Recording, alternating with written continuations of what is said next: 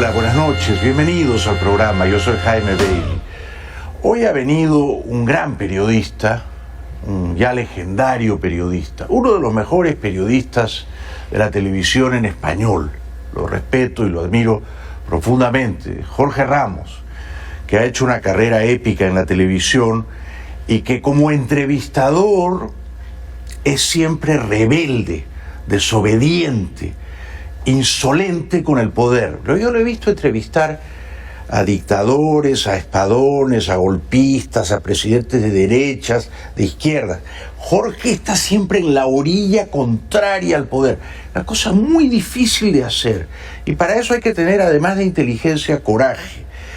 Jorge ha venido a hablarnos de su más reciente libro, 17 minutos, entrevista con el dictador venezolano Maduro. Buenas noches, gracias por estar aquí. Gracias por invitarme. Y hablando de entrevistadores, mira quién habla. que tienes una larga historia de entrevistas y que Jorge, es muy interesante cómo se acerca uno a la entrevista, ¿no? Sí. Yo tengo una técnica menos corajuda que la tuya. Pero es que tú vas envolviendo, ¿no? y tienes unos silencios especiales. Pero cuando tú entrevistas, ¿por dónde vas? Yo te digo por dónde voy. Bueno, yo trato de masajear el ego de mi interlocutor de tal manera que baje sus defensas, se sienta a gusto y entonces me pueda contar esas verdades que uno quiere rescatar, ¿no? Pero tú estás calculando, o sea, tú estás planeando a una hora. Pero para eso es una carrera de largo aliento, claro, exacto. Tú vas suavizando, tiras anzuelos, suave, y luego cuando está suavecito, atacas, ¿no? Correcto, pero no siempre dispones de ese tiempo. Claro, en mi caso, no tengo un programa de una hora de entrevistas. Son entrevistas mucho más cortas. Sí. Con los presidentes difícilmente te dan 15 minutos, 20 minutos. Y entonces tienes que hacer primero un análisis, me parece muy rápido, casi psicológico, del lenguaje corporal para ver cómo viene el entrevistado. Sí. Y luego caerle al minuto o al segundo minuto, caerle. Pero sobre todo, mi gran preocupación en el caso de Maduro y en el caso de muchas otras entrevistas es ¿cuál es la primera pregunta? Porque la primera pregunta, en mi caso, marca el ritmo y marca el tono. Es distinto llegar, señor presidente, ¿cómo está la situación en Venezuela? Claro. A decirle, la gente dice que usted es un dictador, ¿cómo quiere que yo le llame? Sí. ¿No? En este libro fascinante, que me lo he leído, por supuesto, con gran deleite, tú te reprochas levemente la primer pregunta que le hiciste a Trump en la campaña electoral, una pregunta que provocó que él te expulsara de la sala de prensa y que solo dos periodistas, entre ellos John Llamas de ABC, se solidarizaran contigo. Y dices, a partir de esa experiencia, yo tenía que elegir mejor mi pregunta a Maduro o contra Maduro para que fuese una pregunta más breve o más eficaz. ¿Por qué? ¿Cuál fue la comparación entre una y otra? Es que con Donald Trump creo que la actitud era la misma, la actitud contra un dictador como Nicolás Maduro. Correcto. Y la actitud con un racista como Donald Trump, que nos llamó a los inmigrantes mexicanos violadores y criminales. Creo que nuestra responsabilidad es la misma, es ir a enfrentarlo, retarlo. Sí. Eso es exactamente lo mismo. Pero cuando voy en el 2015 a entrevistar al entonces candidato Donald Trump, voy a una conferencia de prensa con él en Iowa y creo que hago lo correcto. Primero preparas el teatro. La televisión no pasa porque sí. Llevábamos 3 cámaras, yo tenía un micrófono para que mi audio se escuchara exactamente igual que el de Trump. Yo me senté en la primera fila, llegué 2 horas antes para asegurarme que estuviera en primera fila y que la cámara me pudiera ver. En fin, todo estaba planeado para enfrentar a Donald Trump. Donde me equivoco es en la pregunta de 1 minuto y medio. ¿Crees que fue muy larga? Es larguísima. O sea, le digo, señor Trump, no es cierto que usted puede crear un muro de 2,000 kilómetros, no es cierto que usted puede quitarle la ciudadanía a los niños nacidos aquí, no es cierto que usted puede deportar a 10 millones de indocumentados, pero conforme yo voy planteando el preámbulo, esto es Estados Unidos. El inglés es un idioma mucho más rápido. Y él esperaba una pregunta. La pregunta a él era, ¿es usted un racista? O, ¿por qué es usted un racista? Claro, incluso esa mejor, claro. ¿Por qué es usted un racista? ¿Por qué hizo estas declaraciones racistas? Sí.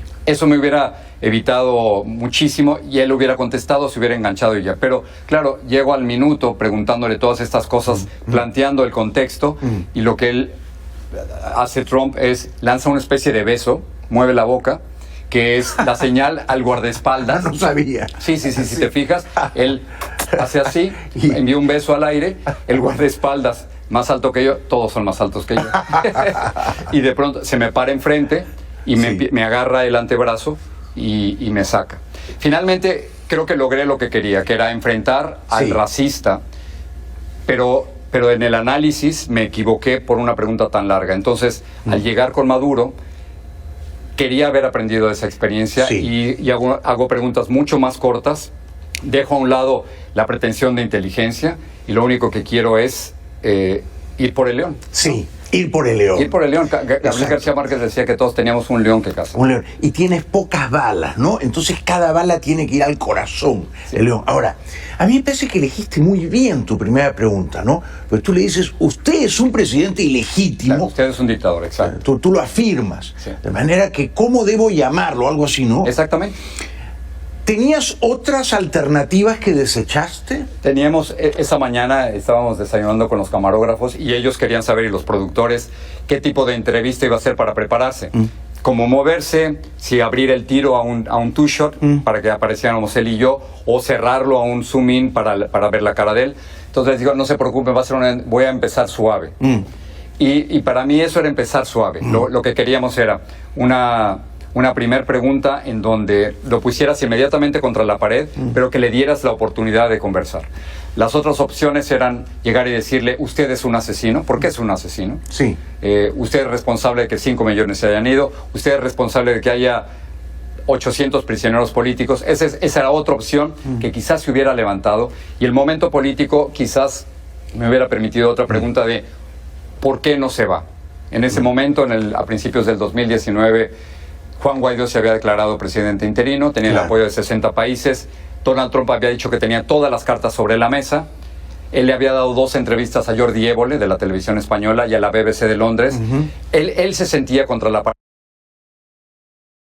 At Ring, we've reinvented the doorbell, and now we're reinventing home security with Ring Alarm. It's the simplest, fully customizing, easy installing, home protecting, monitor everything, camera watching, flood sensing, frozen pipe alerting, smoke detecting, door locking, Alexa integrating, panic diverting, crime deterring, professional monitoring, first responding, security system that we've ever invented that you can pick up and install on your own today. Learn more at ring.com. Who could have known that the smallest changes could make the biggest impact? You did. And so did we. That's why Hills always starts with a pet's biology. So you're always a step ahead. Era un momento en que él se podía ir y quizás la pregunta correcta era ¿por qué no se va? Pero yo quería desde un principio decirle no estoy hablando con el presidente de Venezuela. Pero esa pregunta y otras están sugeridas en uno de los capítulos al final, de las preguntas que quedaron pendientes, ¿no? ¿En qué escenario usted consideraría entregar el poder, etcétera? Sí. Ahora, le dedicas el libro, en primer lugar, a tu pareja, Chiqui, que es venezolana. Y que digo que me ha dado lo mejor de su vida, cosa que es cierto, pero que me ha enseñado a amar Venezuela, ¿no? Como uno ama a su propio país. Sí. Y cuentas aquí que cuando Maduro te saluda, te pregunta por ella, ¿correcto? ¿Te sorprendió eso? A ver, estamos hablando con un tipo malvado. Claro. Estamos hablando de un dictador, estamos hablando de un asesino. Claro. Nadie ha dicho que es estúpido. Es un tipo que está en el poder por alguna razón. Yo he hablado con las mismas personas que tú has hablado, con líderes de la oposición, y ellos me reconocen, y creo que Leopoldo López lo dice en el mismo libro, ellos reconocen que lo han subestimado. Sí. O sea, y han subestimado a alguien que se ha quedado en el poder desde el 2014 hasta el 2021. Entonces, ¿Y crees, al mencionar a Chiqui, cuál era su...? Es suavizarte, ¿no? Claro. Es el llamado small talk en inglés. Pero tú le respondes algo que a él no le gusta oír. Claro, yo le digo, él me pregunta, ¿y cómo está Chiqui? Y yo le digo, está muy preocupada por Venezuela.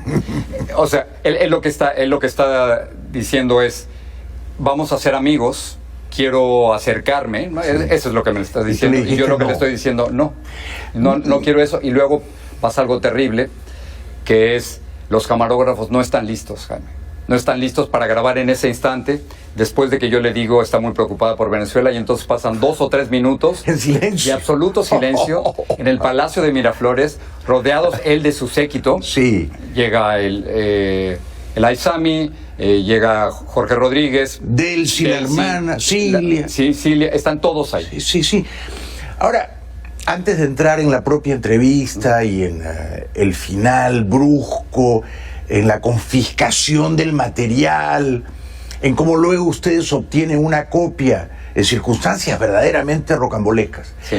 Cuando Chiqui se enteró de que tú ibas a Caracas a entrevistar a Maduro, ¿no se asustó? ¿No te dijo, Jorge, mejor no lo hagas? Es que ese fue el error. Tú y yo estamos muy mal acostumbrados, Jaime. O sea, tú y yo... ¿Por qué? Porque estamos en los Estados Unidos, claro. Porque tú preguntas lo que se te pega la gana, claro. Y a ti se te ha olvidado Perú, y a mí se me ha olvidado México, y hemos dejado América Latina, y creemos que esto es normal, y esto no es normal. No. O sea, poder llegar a un país y criticar a Donald Trump, o criticar a Biden, o criticar a cualquiera, y que tú y yo nos vamos a ir esta noche a la casa y que no pasa nada, eso no es normal.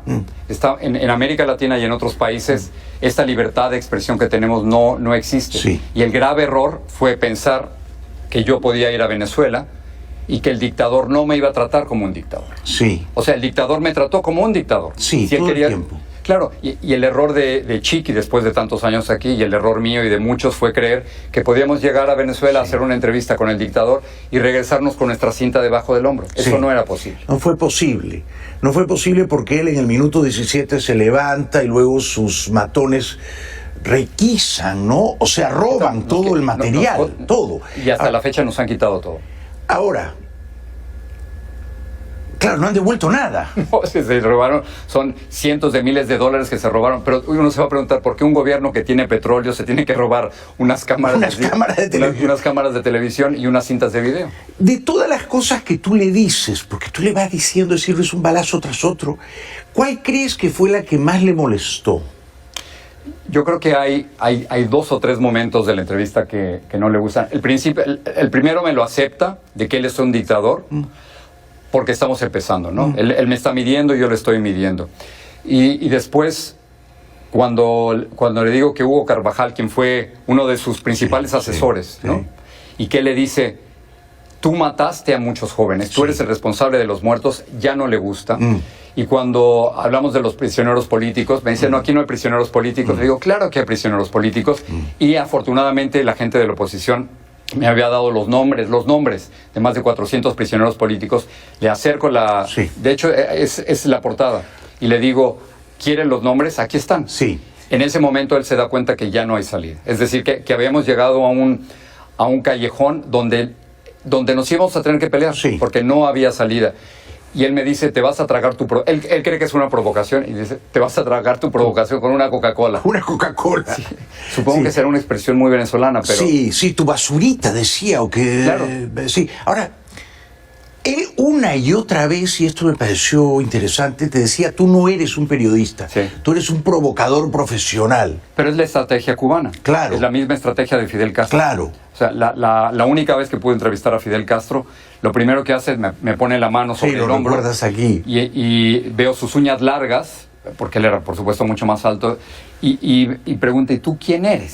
¿Tú de dónde vienes? Porque lo que les interesa es no atacar tu argumento, sino atacarte a ti. Primero, si te descalifican, entonces no importa lo que digas. El interés de él era descalificarme. Claro. Era decir, tú no eres un periodista, tú vienes de los Estados Unidos, tú eres miembro de la oposición y al final tú eres un provocador, ¿no? Contestando tu pregunta, quizás lo que más le molesta al final, yo llevo un iPad en donde... My family is my wife, my daughter, my eldest son, my middle son, and our youngest son. And I am Roger. Father, dad, that's all you have, is your family. Nothing stronger than family bond. Donde el día anterior habíamos grabado las imágenes de unos muchachos, 3 muchachos venezolanos, comiendo de un camión de basura. Eso fue muy increíble, ¿no? Porque ocurre en la víspera, y tú lo ves y bajas y lo grabas. Pues lo que pasa es que no es tan No es tan increíble. No es tan increíble. Claro, es rutinario allá. Ocurre en Venezuela, Claro. pero ocurre en Miami, Claro. y ocurre en Nueva York, y ocurre en Los Ángeles, y ocurre en Madrid, y ocurre en París, ocurre en todos lados. La gran diferencia es que si tú estás presumiendo que el país está mejor gracias a ti, que tú has ayudado a los más pobres, que eso ocurra y tú lo trates de ocultar. Claro. Y entonces hace la cosa más estúpida del mundo.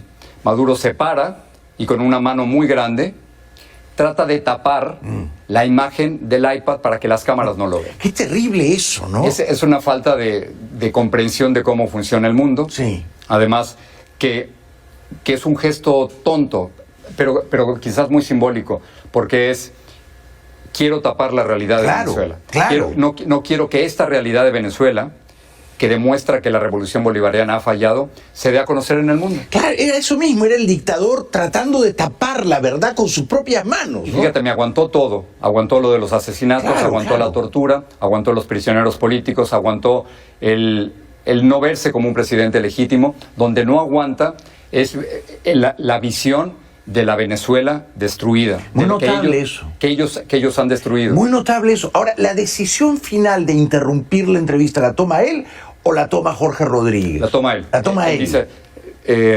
aplaude así, dice: esta entrevista se acabó, no me sirve ni a mí ni a ti. A nosotros nos servía. Y entra Jorge Rodríguez, que era el ministro de Comunicaciones, que ahora está en la Asamblea, y dice, sube la mano y con el dedo apuntando dice: esta no es la entrevista que autorizamos. ¿Cómo que no es la entrevista que autorizamos? O sea, ¿cuál es la entrevista que autorizamos? Claro. No nos pidieron preguntas por adelantado, jamás se las hubiéramos Claro, dado. obvio. Y ellos esperaban otra entrevista, esperaban algo parecido a las entrevistas previas que habían tenido. Tenemos que ir a la primera pausa y después te voy a preguntar cómo fue el momento en que empiezan a confiscarles a ustedes todo el material. Ok. Ustedes tenían 3 camarógrafos, ¿no? Y luego cómo quedaron 2 horas detenidos, ¿no? Llegan unos guardaespaldas, te contaré. ¿Seguimos con eso? Venezolanos y cubanos. Y cubanos. Cubanos. Por favor, lean este libro, lo ha publicado Penguin Random House, y es una crónica fascinante de la confrontación entre Jorge Ramos y el dictador Maduro, pero también es un ensayo fascinante sobre la Venezuela que han dejado saqueada los ladrones del chavismo, y sobre el periodismo independiente, ¿no? Sobre cómo hacer una buena entrevista. Gracias. Regresamos con Jorge después de la pausa.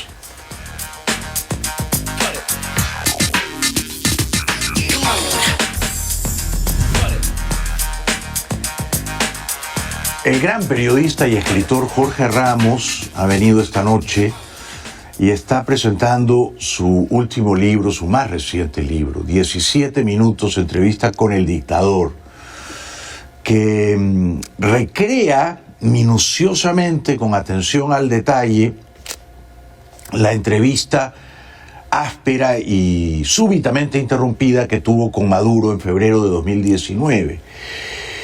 ¿Quién da, Jorge, una vez que Maduro se retira, quién da la orden de que les quiten a ustedes, a los camarógrafos, a ti, todo el material, la grabación de la entrevista? La orden la da Jorge Rodríguez, quien era el ministro de Comunicaciones en ese momento, quien nos lleva a Venezuela. Es complicadísimo llegar a Venezuela sin una visa o un permiso. Él, cuando dice, sí, vénganse a Caracas a entrevistar a Maduro, él es el quien nos envía por fax las visas para poder entrar a Caracas. Él es el responsable de llevarnos ahí, porque él creía que iba a ser un golpe de publicidad para Nicolás Maduro. Aquí lo importante era, el momento era este. Trump había sugerido una intervención militar. Fue una mentira para todos. Yo estoy totalmente en contra de cualquier intervención militar de Estados Unidos en Venezuela o en cualquier lado, pero muchos venezolanos lo querían. Y en ese momento era un mensaje que quería enviar directamente Nicolás Maduro a Donald Trump, de que la intervención no es vamos a dialogar, vamos a hacer algo. Y querían utilizarnos para eso. El caso es que es Jorge Rodríguez quien para la entrevista y dice: confísquenme todo esto. Y todo esto eran nuestras cámaras, eran las luces, eran los micrófonos y eran sobre todo las tarjetas de video. Tarjetas. Ya no se usan cassettes, Claro. ni cintas, sino son tarjetas de video.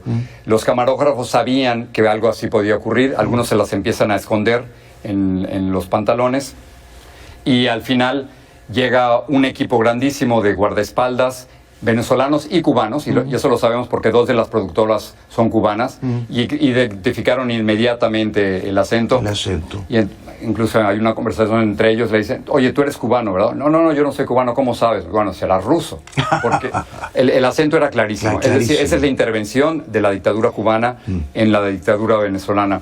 Y después de ahí se va Maduro y alguien grita, nunca supe quién, saquen a este tipo de ahí, se referían a mí, y me llevan hacia la puerta 2 militares, y antes de salir me meten a un cuartito de seguridad. Entrando al Palacio de Miraflores hay un cuarto de seguridad donde hay que pasar rayos X. Tú estabas detenido y no sabías cuánto tiempo ibas a estar despojado de tu libertad. Sí. No sabía nada, y detrás de mí viene María Martínez, la productora y directora ejecutiva, a salvarme.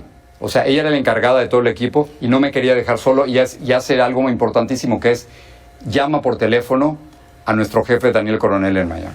Porque ella y tú se negaron a entregar sus celulares, ¿correcto? Claro, nosotros 2 no quisimos entregar nada, a nuestros camarógrafos los obligaron. Les quitaron todo. Sí, les quitaron todo. Teléfonos, backpacks, equipo, cientos de miles de dólares que se robaron ahí. O sea, eso es increíble. O sea, yo he tenido malas entrevistas. Se me ha parado Evo Morales. Nunca esto. Se me ha parado Evo Morales a los 6 minutos. Evo se paró a los 6, claro. Álvaro Uribe estaba molestísimo. Yo sé que es amigo tuyo, pero bueno, igual no. Sí, yo sé que no te quiere, claro, claro. Ajá. Con Trump he tenido todo tipo de encuentros. Sí. Pero nadie se había atrevido a robarme las cámaras. A robarte literalmente las cámaras. O sea, y ellos... Pero es que esto habla de cómo se sienten. Ellos se sienten dueños del país y de hacer lo que se les pegue la gana. Claro. Entonces, dicen, esta no es la entrevista que autorizamos, y nos roban todo. Ya en el cuartito llega María, insisten en tratar de quitarnos los celulares, nos negamos a quitarnos el celular, y María logra hacer una simple llamada a Coronel, a Daniel, Coronel, al director de noticias. Esa llamada cambia el curso de los acontecimientos, porque Daniel logra, digamos, exponer, hacer visible el abuso, el atropello a través de Twitter. Llama a las embajadas de Estados Unidos y de México, y comienza lo que le llaman una tormenta tuitera. Sí. Es decir, el equipo de Univisión está detenido en Caracas, Venezuela. Después de esa llamada nos obligan a colgar, quieren nuestras claves, nos negamos a dárselas, y se llevan los teléfonos y se llevan todo. Es interesante cómo el cuerpo diplomático del gobierno de Trump en Caracas, que menos mal había todavía había embajada, y del gobierno de López Obrador, siendo tú un crítico feroz de ambos gobiernos, uno de derechas racistas y el otro de quizá izquierdas populistas, pero esos diplomáticos hicieron bien su trabajo, ¿no? Y tengo que agradecerlo, y en el libro lo agradezco. No soy amigo de Donald Trump, pero tengo que reconocer que su embajador y el equipo maravilloso de la Embajada de los Estados Unidos se portaron bien, ¿no? No nada más bien, sino extraordinariamente bien, y yo diría que nos salvaron. Al día siguiente vieron las camionetas de la embajada estadounidense al hotel para podernos llevar del hotel donde estábamos prácticamente secuestrados, detenidos, al aeropuerto, para que los miembros del SEBIN, del Servicio de Inteligencia, no nos fueran a detener y llevarnos al helicoide. O sea, nada les evitaba encarcelarnos. Claro. Lo que había era una tormenta tuitera, era del conocimiento de todo el mundo que nos habían detenido, que estábamos detenidos en Caracas, pero también que las embajadas de México y de los Estados Unidos nos estaban protegiendo. Y el gobierno de Estados Unidos nos lleva en 2 camionetas con un marine adentro armado hasta el aeropuerto. Fueron muy profesionales, ¿no? Fueron muy profesionales. Increíblemente profesionales. Y ahora, hay un mexicano que te acompaña hasta el pie del avión, que ahora es embajador en Paraguay, entiendo, no recuerdo su nombre. Exactamente. Y él nos dice, yo te prometo que te voy a llevar a la puerta del avión. La embajada de los Estados Unidos ya no podía entrar más allá del aeropuerto, pero el gobierno mexicano, que sí tiene relación con el venezolano, envía a este extraordinario diplomático que nos logra meter hasta la misma puerta del avión, y de ahí nos vamos. El problema, Jaime, es que cuando nos requisan las tarjetas de video, se dan cuenta que hemos filmado todo. Las entrevistas de antes, el camino al entrar a Miraflores, hay la filmación del estacionamiento antes de entrar al Palacio de Miraflores, y entonces ellos quieren utilizar eso para decirnos que estábamos en actividades de espionaje. Claro, entonces la excusa era que nos querían acusar de espionaje, y que esa era nuestra verdadera función. Antes de ir Era al totalmente gran, absurdo. antes de ir al gran momento de la historia, que yo creo que el gran momento de la historia es cómo ustedes, Daniel Coronel, director de Noticias de Univisión, y tu equipo, Jorge, consiguen una copia de la entrevista por parte de quienes, sirviendo a la dictadura, 3 camarógrafos oficiales la han grabado, porque ustedes consiguen esa copia. Pero antes de llegar a eso, tú estás en Caracas, tu equipo está en Caracas no hay ley, no hay justicia. La vida no vale nada. Llegan al hotel y tú cuentas que te duchas en la oscuridad, ¿no? ¿Qué sentías en ese momento? ¿Por qué te duchas en la oscuridad? ¿Tú sentías que te podían meter en un calabozo, te podían torturar, te podían matar? No, lo que yo sospechaba, o sea, ahí me di cuenta del error. El error era no pensar que el dictador iba a actuar como dictador. Claro. Había quedado clarísimo que el dictador había actuado como dictador, que no le importaba y entonces no me parecía nada raro que nos estuvieran filmando dentro del hotel. O que alguien hubiera puesto una cámara. Así que en la absoluta oscuridad me bañé, hice una llamada a Chiqui para que ella pudiera avisarle a mis hijos y a mi mamá y a todos que estaba bien. Estaba bien, estaba vivo por lo menos, ¿no? Sí. Y que íbamos a tratar de regresar al día siguiente.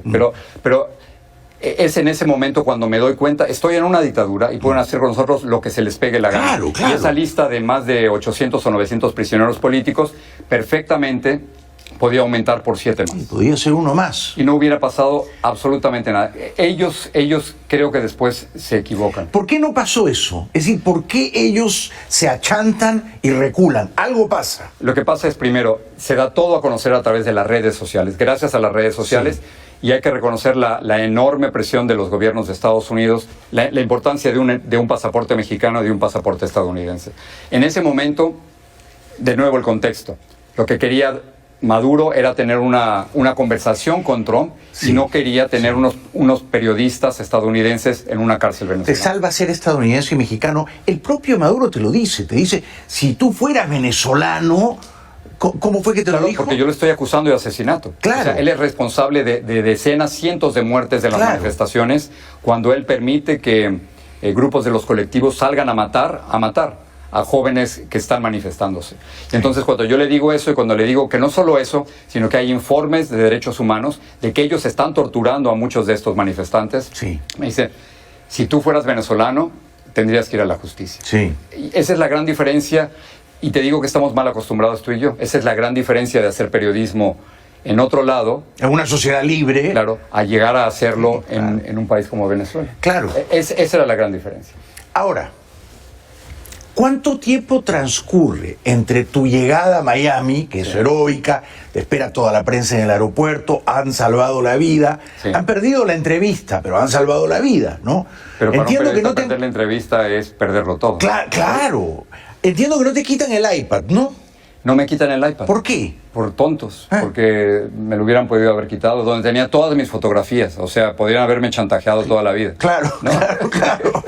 Pero no tenías ningún pedazo de la entrevista, ningún fragmento de la entrevista, y nada. No, es más, curiosamente, sabíamos que podía haber problemas, entonces hay un sistema de transmisión que se llama Live View, que es, imagínate, la fuerza de 20 o 30 celulares al mismo tiempo. Sí. Entonces, estábamos transmitiendo los preparativos de la entrevista en vivo a Miami para precisamente evitar cualquier tipo de problema después. Pero antes de entrar, que es una técnica que utilizan los servicios de inteligencia en muchos lugares, bloquearon la señal para que cuando llegara Maduro no pudiera ser identificado de ninguna forma. O sea, ellos tenían miedo, ya desde un principio temían que algo estuviera ocurriendo, ¿no? Que algo estuviera ocurriendo. Y nos bloquean esa señal, y nos bloquean la señal de los celulares. Yo pongo el mío para grabar la entrevista y llega uno de los guardaespaldas y me dice, quite el celular de ahí. Le digo, pero es que yo voy a grabarlo con Nicolás Maduro. Dice, no importa, no puede tener el celular ahí. Es que son guardaespaldas y al mismo tiempo son comisarios, son sensores. Sí. Tienen entrenamiento en eso. Estás totalmente a merced de ellos. Lo que ellos digan. Después de la pausa te voy a preguntar, ¿cuánto tiempo transcurre entre tu llegada a Miami y el día en que recuperan la entrevista completa? Que no fue la nuestra. Que no fue la de ustedes, de Univisión. ¿Y cómo así ocurrió algo tan absolutamente improbable? Regresamos después de la pausa con Jorge Ramos. El libro se titula 17 minutos, entrevista con el dictador. Jorge es un verdadero discípulo de las mejores escuelas del periodismo. Oriana Fallaci estaría orgullosa de Jorge Ramos. Nunca se tomaron un café. Es una de mis heroínas, ella y Elena Poniatowska. Me queda claro, sí. Me queda claro. Siempre desobediente, ¿no? Siempre, ¿no? Regresamos con el gran Jorge Ramos y recomiendo muchísimo la lectura de este gran libro, 17 minutos. Ya volvemos.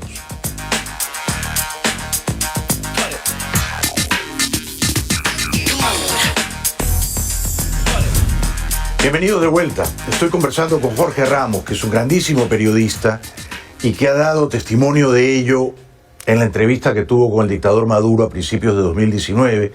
Una entrevista que se interrumpió bruscamente porque el dictador actuó como un vulgar dictador, dicho por Jorge en este libro, y que él consigue reconstruir. Ahora, tu equipo y tú, Daniel Coronel, gracias a la tenacidad, me imagino, de Daniel, consiguen un tiempo después una copia de la entrevista, pero esa copia no proviene de tus camarógrafos, de tu equipo, proviene de la grabación que la propia dictadura hace con 3 camarógrafos oficiales, ¿no? Y cuentas que hay un coronel preso, tal vez bajo la sospecha de que él facilitó o filtró esa copia que llega a manos de ustedes. ¿Cómo ocurrió eso? ¿Cuál es la parte que se puede contar de eso, Jorge? Bueno, primero seguimos cuidando nuestras fuentes, pero en el centro de todo esto, la esencia es que hay una traición en el palacio. Claro. Y muchos de estos participantes, por lo menos 3, eran del círculo más cercano de Nicolás Maduro. Para que la gente se entienda un poco lo que ocurre en las entrevistas con los presidentes o con los dictadores, con gente de mucho poder, ellos siempre graban las entrevistas. Si tú vas con Biden, ellos van a grabar su entrevista. Si tú vas con Díaz-Canel, ellos van a grabar su propia entrevista para asegurarse que lo que tú sacas al aire corresponda a lo que ocurrió efectivamente. Correcto. En el caso de los venezolanos, ellos fueron mucho más allá. Antes de que yo hiciera la entrevista, Tom Llamas de ABC estaba haciendo la entrevista y nos dimos cuenta en la sala de prensa que ellos habían puesto sus cámaras exactamente junto a las nuestras. Nosotros teníamos 3 cámaras y ellos grabaron 3 cámaras. Y no solo eso, sino que ellos mismos iban switcheando, es decir, haciendo la dirección de cámaras durante la entrevista. ¡Ah, qué increíble! Al mismo tiempo, para que si Maduro o Rodríguez o la vicepresidenta o alguien quisiera ver la entrevista, inmediatamente después ellos tenían su propia copia.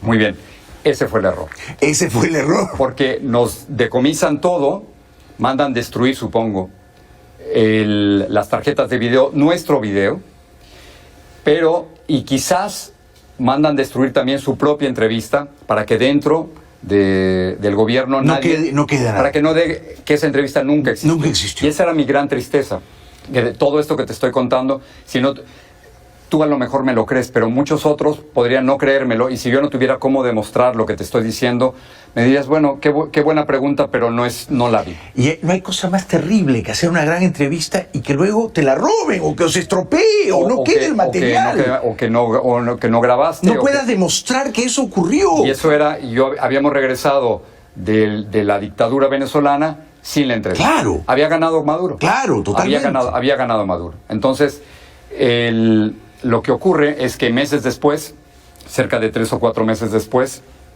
empezamos a recibir mensajes de gente dentro del régimen para ofrecernos la entrevista. Por lo menos en 1 o 2 ocasiones se trata de falsos mensajes, es decir, mensajes de la misma dictadura tratando de ver si nosotros estábamos dispuestos o no a recuperarla. La realidad es que dentro de la dictadura, 3 personas vinculadas al régimen participan para que nosotros podamos recuperar la entrevista. La entrevista, tenemos la idea, Jaime, que la borraron ellos también de su propio computador. Pero alguien, y yo supongo que es o un joven o una joven extraordinariamente inteligente, recuperan la entrevista borrada de ellos y la graban en un USB. Y eso es lo que nos llega a nosotros después de enormes y complicadas conversaciones primero para poder copiar el USB, claro, para que ellos lo puedan copiar, y luego para que eso nos pueda llegar a nosotros sin que ninguno de ellos corra peligro dentro del régimen. Es una traición dentro del Es gobierno. muy alentador que esa traición haya ocurrido, porque revela que hay todavía gente con un sentido de la ética y que dispuesta sigue a arriesgarse para... Y que dentro del gobierno de Maduro, en estos instantes, hay gente que está dispuesta Claro. a traicionar. En su círculo de hierro. Dentro de su círculo. Claro. Eso Entonces, la entrevista que ustedes han visto y Sí. que pueden ver en YouTube y en cualquier lado, millones de espectadores. hay millones de veces que se ha visto, esa no es la entrevista que grabamos nosotros. Esa es la entrevista que graciosamente ha grabado la dictadura venezolana y que fue la que nosotros estamos utilizando y que es la que aparece aquí en el libro. Muy notable. Ahora, Y al final aparece un letrero del Palacio de Miraflores. Si te fijas, al final, aparece Sí. digamos, el sello, el sello oficial. de que fue grabado por él. Cuéntanos, por favor, cómo el USB con la entrevista en el file estreno Netflix llega a manos de Daniel Coronel. Él está a punto de abordar un vuelo en Bogotá, creo que de Bogotá a Miami. Exactamente. Y luego él, dentro del avión, o no encuentra el file o cree que ha perdido el USB. Ese momento es verdaderamente genial. ¿Qué pasó? El video, el USB, sale de Caracas a un país que no se puede revelar, que no puedo identificar, y después de ahí otra persona lo lleva hasta Bogotá, donde se encontraba Daniel Coronel, el director de noticias. Y cuando llega a entregárselo a Daniel, como director de noticias, llevaba muchos USBs, se lo entregan, para el avión, literalmente, para el avión que estaba saliendo desde Bogotá hacia Miami, lo esperan algunos minutos y cuando se lo entregan, se cae al piso.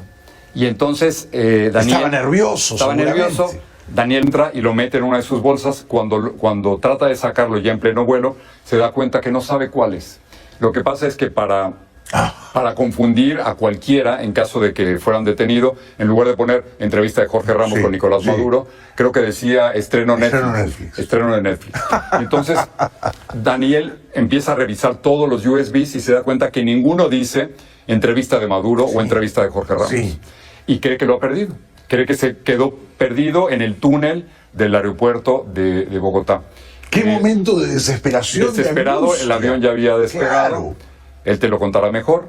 Y de pronto empieza a revisar y finalmente uno de esos que decía estreno Netflix lo mete y encuentra la pregunta: usted no es el presidente, usted es el dictador. Pero es que ese es el momento más feliz del libro. Es decir, es una historia terrible, truculenta, sórdida, el dictador, sus crímenes, tu valor moral para oponerte a él. Pero cuando Daniel en el avión ve la entrevista, habíamos finalmente... los buenos han triunfado. Claro, al final, porque habíamos perdido. El dictador había ganado, se había salido con la suya. Nadie te da una entrevista si cree que va a perder. Todos los que te dan una entrevista todos los que han estado aquí vienen porque creen que van a ganar algo. Exacto, sí.